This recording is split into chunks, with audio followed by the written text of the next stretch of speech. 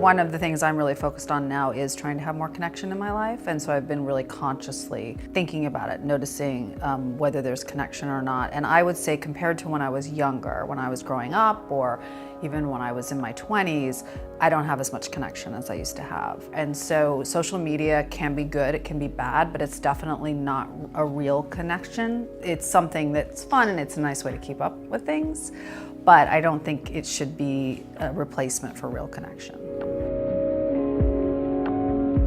I think, yeah, I felt like I wasn't really connected to people that I used to know really well and that I used to really feel like I was living life with. And I started to feel like I just don't want this to be the way my life is. And I think at some point I just became aware of how important intentions are. It's actually not hard for me. Like I'm not one of those people that's always on my phone, like when I'm talking to somebody. And if I'm with somebody who's doing that, I take the phone out of their hand and I say, like, let's put the phone away. I'm really slow to respond to email. I'm really slow to respond to text. It's not my favorite form of communication anyway, but most people I know have a very hard time with it.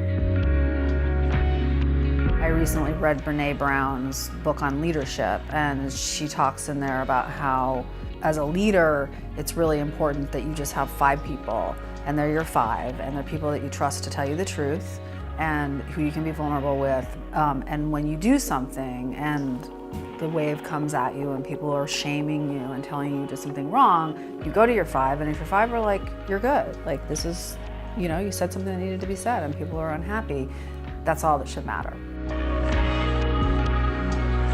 We're wired for connection. There's just no question about it. Like, we were made to have connection, and if you don't have connection, you may think that you're healthy and you may think that you're living a full life, but there's very few people that I've seen thrive without having that kind of connection. It's also about a vulnerable connection. It's about making yourself vulnerable to other people, letting them know that you need them. And I think then you can have a thriving life. I just don't think very many people can thrive without those kinds of relationships.